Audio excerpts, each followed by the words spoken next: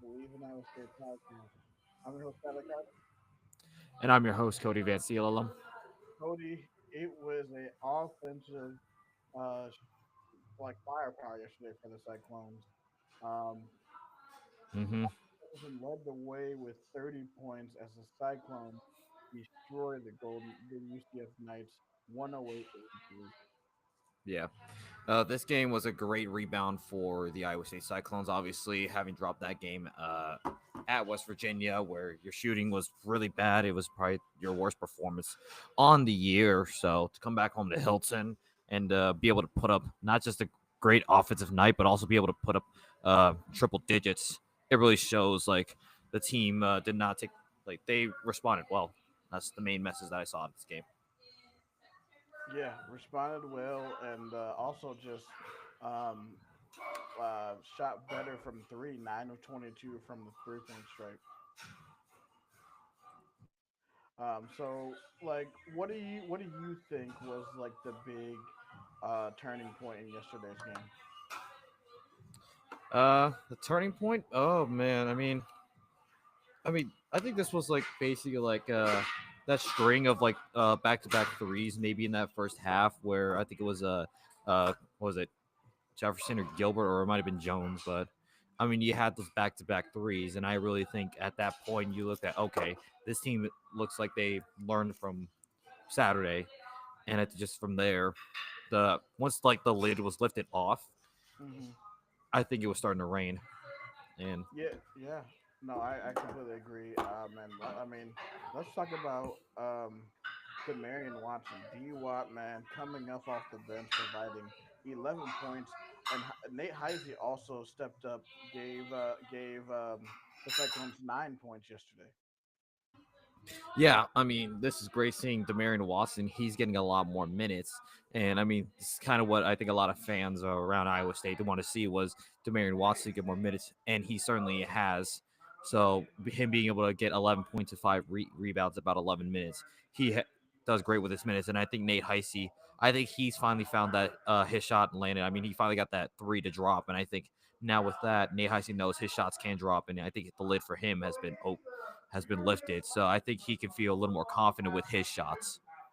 Definitely, man. And just seeing that Demarion Watson has the ability to make a shot and also just be a plus on the defensive side, that really, really gets me excited for the upcoming stretch. As well as when Milan gets back, because now you come have him off the bench come tournament time, especially if you guys are in a rut, especially if you need somebody defense, but you can also get a basket. He can be a one somebody that you can count on later in the season. Yeah, and I think this is kind of the depth that I think some wanted to see is like maybe like should be willing to do like a 10-man rotation now that you know Milan's gonna be out for a while. Why not like play with like a 9 or 10 man rotation?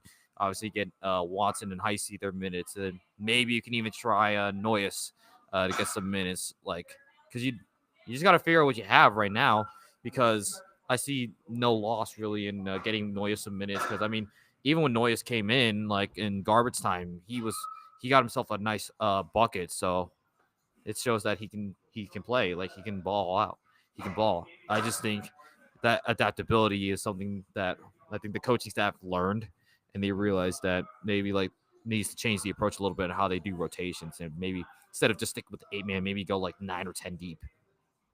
Right now, how do you feel about Saturday's game with Arizona State? Because Arizona State, I Bleav, went into Morgantown and beat West Virginia. So West Virginia had a huge letdown uh, last night. Yeah, I just think with the Arizona State, I mean that game was going on while the men's or Iowa State UCF was going on, so I didn't really get to see too much. But it just kind of felt like maybe like if you're just like a pure fan, like from the fan standpoint, like me, it like you felt just a little bit salty because there's no reason that West Virginia should have stunk the bet the way they did after beating us. But in a way, it also comes down to the fact that Arizona State basically controlled the game. I mean, they were up one at the half, but Arizona State went on, I Bleav, a 7-0 run to open the second half, and from there, West Virginia just could not keep up. I mean, you had Jaden. Quintans, if I'm pronouncing his name correctly, he was the main guy for Arizona State, and I believe he's a freshman. So for him to go into Morgantown and put up a double double with 15 points, 12 rebounds, that's an impressive showing in a place like Morgantown. Definitely, man. I Bleav that that game is gonna be pretty feisty, a pretty like interesting game for the Cyclones on Saturday when they go to Tempe. I think it will be a 50-50 crowd. I know Chris Williams is going to be going out there for Arizona trip, but I know that they do have a pretty big alumni base in the Phoenix area. So if you are a Cyclone fan in the Arizona area, go out, make it out to Tempe, and go cheer on your Cyclones as we face Arizona State in the world.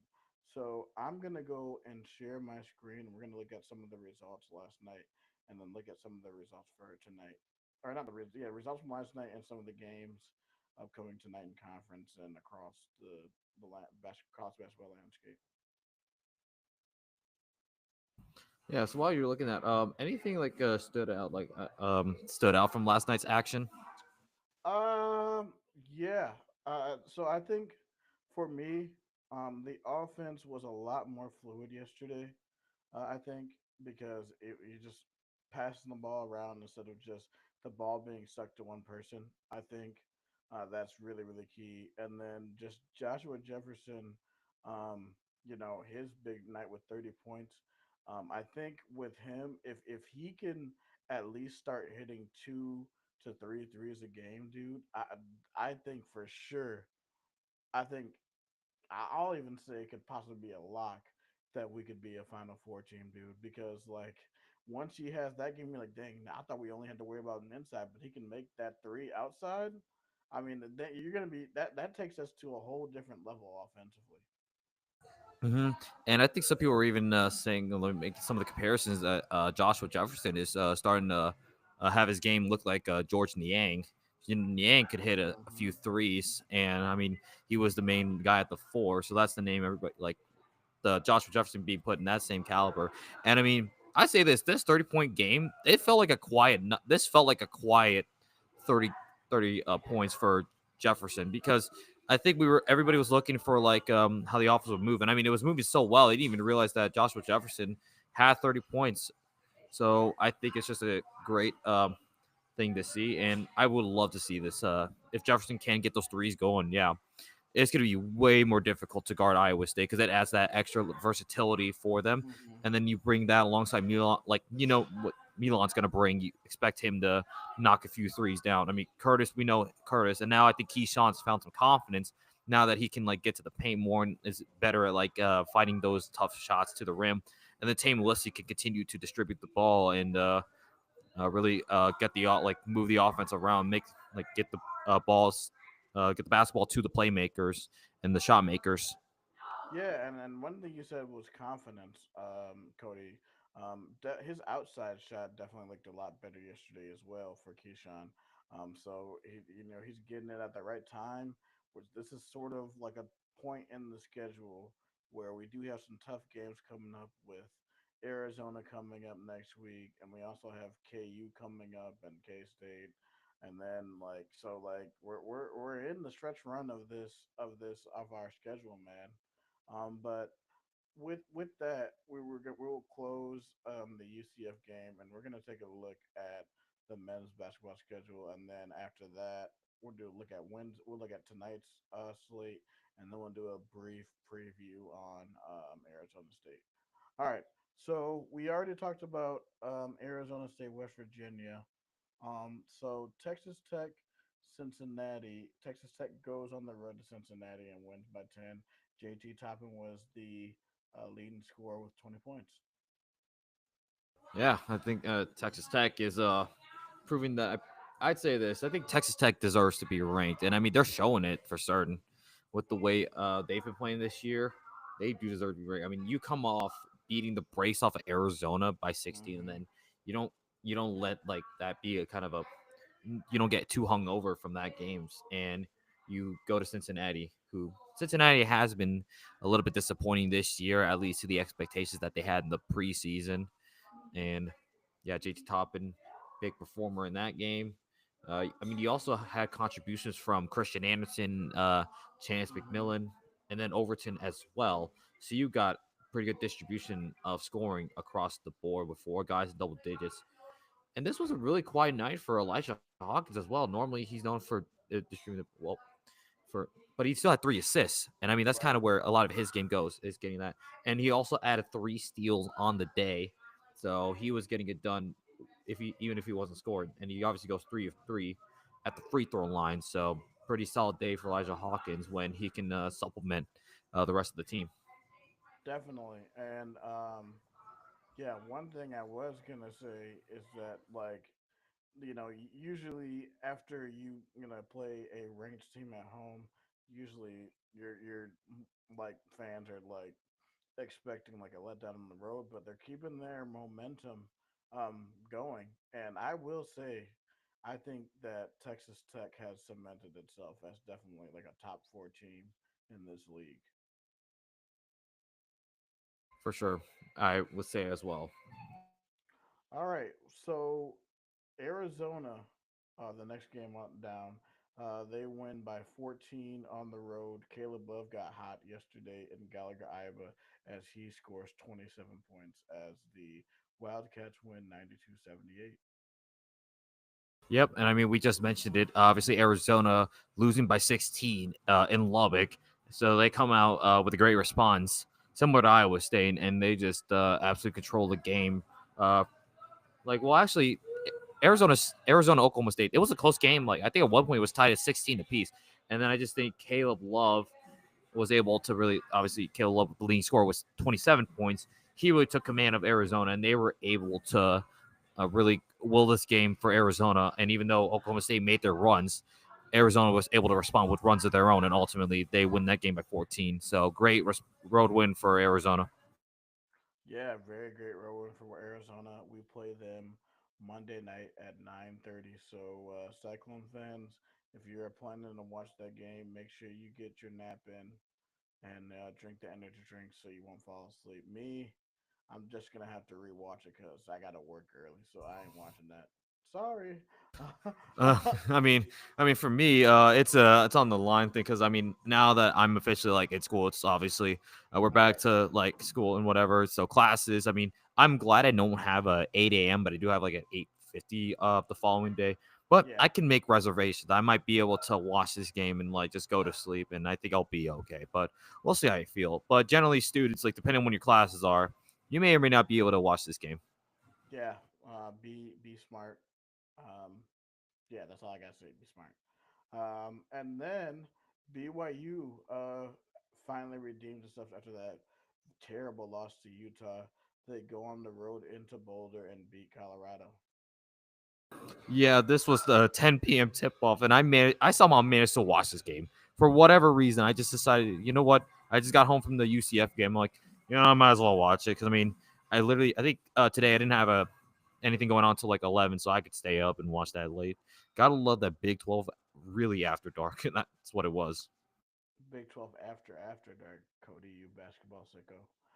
Um, yeah, that yeah, Colorado just continues to struggle, man. And like you said, and I think that you said it yourself that they were probably going to be the worst team in this conference. So that puts a wrap on last night's schedule. Let's look at tonight's schedule. There's only going to be three games on the slate. They're at 5 p.m. tonight. We have Utah going on the road to Houston and two for Cedar. Yeah, I don't know if I mean Utah coming off that very like emotional win, obviously rivalry win the Holy War. Oh God, I don't know. Utah, it's gotta be they're going up against Houston, and I don't envy any really good chance for Utah. Even though you maybe get a good shooting performance out of like the Madsen twins, I don't think it's gonna be enough to keep up with Houston's defense, and I think Houston may turn Utah over like a lot and will thrive off of that. Yeah, I think it's gonna be. They're gonna probably the score's gonna be something similar to like how we beat them. I definitely think Houston covers tonight. And then Kansas goes on the road to Fort Worth to play TCU. And this is a TCU team that's coming off a very good win in Waco against Baylor. I believe that game was Sunday. Yeah, I think that was like I think that was the sole Big 12 game on Sunday. So, I mean, yeah, final like hit a game winning three. Now you're at home to host Kansas. The line does say it's KU minus 6.5. When I first saw that, I was surprised, but I mean, as I looked closer into the games and look at the way each team's performed, I could maybe see why Kansas is only a 6.5 point favorite. It's just the way that Kansas has really been able to find much on offense. We saw that when we hosted them, and Hmm. I mean Kansas they did score like a good like they won 84-74 against Kansas State, but I mean that doesn't really it really doesn't move me. I don't feel moved by that, even though they had that 14-0 start. I just don't feel moved by the Kansas performance on Saturday. I mean Hunter Dickinson had 25 points, Zeke Mayo had 24, DeJuan Harris 15 in that game against Kansas State, but I don't know.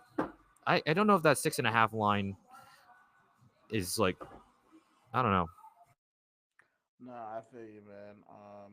I yeah, I see why KU is 6.5 because it's really just like you said, they were playing one of the worst teams in the league on Saturday in K State. So like, I mean, yeah, that 14-0 start doesn't really move me because it's K State. So obviously, you should expect to beat them. And now it's the and going into this final game on the conference slate is an 8 p.m. start. K State goes on the road um, to Waco to face Baylor. Both these teams are reeling, coming off of losses. K State really everybody really thought that they would have laid down on Saturday, but they actually showed pretty good fight. Only losing by 10 at Allen Fieldhouse, and then Baylor, like we said, losing by 3 points at home to TCU. So, what do you think is going to happen in this one? I think I think maybe Baylor is gonna. I mean, this is just gonna be two teams that are coming off like rivalry games, so Mm-hmm. we'll see like who has like a tough like who's got more grit, more toughness in them because I think K State they might not have much to lose, and Baylor right now. I mean, there's still something because even though Baylor hasn't really performed up to the expectations that maybe we would have expected heading into the Big 12 season, they're tied with 7. So I think Baylor still wants to be able to at least fight to have a chance to get like maybe a top 4 seed and to keep up with Texas Tech and Kansas for that top 4 seed in the Big 12 tournament to uh, get a better seeding for the NCAA tournament. So Baylor might come out with an extra chip on their shoulder because they still have things to fight for, and maybe that'll be what helps them win this game. Yeah, no, I completely agree. Baylor's definitely gonna have to get some more key wins to going down the stretch so they want to make it to the tournament. So I just switched it over to tonight's tonight's slate. I mean, I don't really see that many notable games, and the only one that I really see because there's a lot of it's mid major madness basically right now today. So if you are a college basketball sicko, um, this is gonna be your night. The only ones that I sort of really see that are interesting is number five Florida going on the road to South Carolina, and the only reason why I think that this game is interesting is because Missouri went on the road yesterday to Austin and lost to Texas. So I mean, and we've seen how crazy the SEC can get. Like we saw Tennessee lose on the road to Vanderbilt, but we'll see how South Carolina, how Florida does going on the road to Columbia tonight. Yeah, for this game, I mean, Florida, their last game, yeah, coming off that 24 point win over Texas, so Yeah. that's something to imagine. Maybe Florida is feeling they're feeling great. I mean, they're still like a top 10 team. There's no doubt about it. I mean, they're trying to stick with um, was it? Yeah, Duke, Auburn, and Iowa State, like for like just getting that like one line between them, Alabama, Tennessee, and then Marquette. I think all four of those teams are going to be fighting for that last 1 seed. So this will be a like this will have to be Florida taking care of business in order to ensure that they are still in the race to get that final 1 seed. Oh yeah, and the good thing is, what the good thing for Florida is that Florida plays Auburn and Alabama a few weeks down the line in these next couple of weeks. So Everything will sort itself out probably by we'll know by the end of February who the number one seeds will be. And then another game that I see that's interesting is Xavier going to New York and going to play St. John's at St. Yeah, I mean, looking at Xavier, it's like they're most like I mean, recently, yeah, they're coming off that 2 point win at Marquette and at the Mm-hmm. Pfizer Forum. So you know Xavier's got to be feeling really good about themselves because now they just took down the best one of the best teams in the Big East, and now they get a chance to play another like the second of the top two in the Big East. So who Yeah, knows? This would be a great opportunity for Xavier to cause some. They could cause some chaos here in the Big East.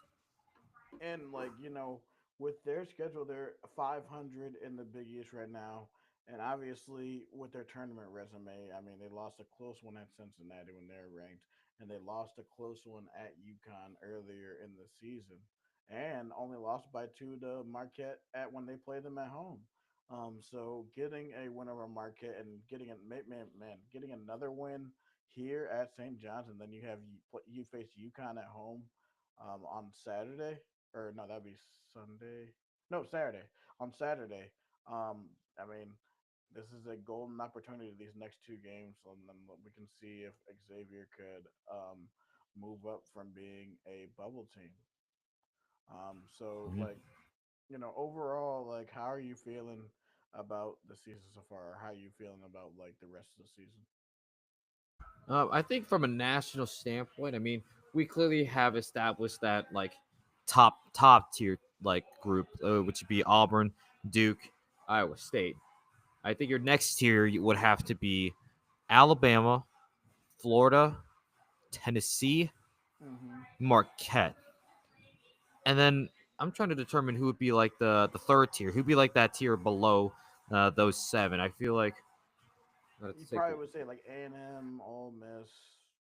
Uh, oh I got it here, but yeah, what where would you put Houston and Michigan State? yeah, Houston, Michigan State. I mean, Michigan State still has to prove itself. So like, if Michigan State could move up, depending on how they end the season, but the Big Ten has also been pretty interesting to watch.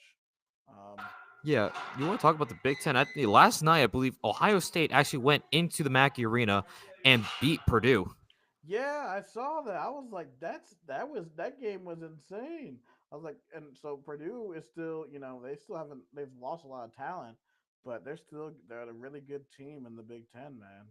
Um, so I'm really just, um, you know, that's a schedule or a conference that I'm gonna be looking very close at because they're probably gonna get at least about probably eight or at least half their league into the tournament. Um, but I am just gonna look at the last question I wanted to ask you is I mean here we go we're looking at the Big 12 standings, and as we stand right now, obviously Iowa State is a half game behind Houston, and this is our top four right now. Like, do you think that this top four will stay intact, or do you think that this top four is going to look the same by the time we get to what March 9th or whatever, or March 5th or whatever the last game is, It or March 8th? possibly, Yeah. yeah, it possibly. I mean, Houston, Iowa State for sure. Those should be the two main horses. Texas Tech, I think, will have a case to be a top four team, and then it would have to be between Arizona, Kansas, and West Virginia to be that fourth team because West Virginia, I mean, even after they lost Arizona State, I still think they could be the number four team in the Big 12. Arizona still needs to prove itself because I feel like even though, yes, they did it on a hot streak, that loss at Texas Tech really hampers them a little bit. And I just think Arizona still needs to show more about why they could be a top four team in the Big 12. And then Kansas, I mean, who knows? They have if they are able to adapt and they able are to get out of this rut that they're in right now, they can be a like top four team in the country. But I think your most likely top four would be Houston, Iowa State, Texas Tech, and I'm gonna lean West Virginia over Arizona just because Arizona, I they need to prove it to me. And I think West Virginia, they have the capabilities of being the number 4 team. I mean, the good thing about this, Cody, is that a lot of the questions that we have are going to be ironed out in the next month or so because we play like all these teams within the next few games. Um, so I don't know if you do you have anything else that you would like to bring up or any other topics? No, but I guess just real quick. I mean, the women's team is back at Hilton for 2 games this week.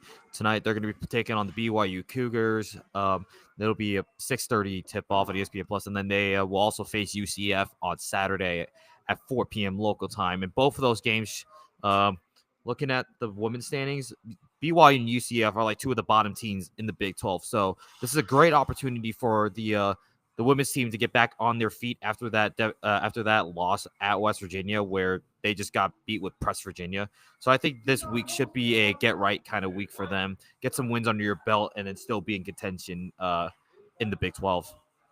All right. Thank you for that shameless plug, Cody. Don't forget to watch the ladies at Hilton this week and this weekend. Once again, thank you guys for and thank you for the live stream. Thank you to everybody that always watch our live stream. Thank you so much. Um, thank you for everything. We are on any um, podcast contributor that you listen to, Apple Podcasts, Spotify, all those. Make sure to leave us a 5-star review and to leave us a good review on the show. Also, we can be found on social media. We are found on YouTube, Facebook, TikTok, Instagram, and I already said Twitter, and also LinkedIn now. LinkedIn now, you can also just type in my name, Tyler Carter Coons, and you can find the live stream videos there. So thank you guys for tuning in. Uh, look out for our next reaction show, maybe Sunday, maybe Monday. So one of those days, that's the one we usually record. So thank you guys once again. Also, if you guys are trying to reach out on Twitter, we can be found on I can be found at Side Tie Guy, Cody at Matt Campbell Impersonator. So for Tyler Carter, And for Cody Van Ciello, this is the Bleav in Iowa State podcast. Roll clones, baby. let's go State.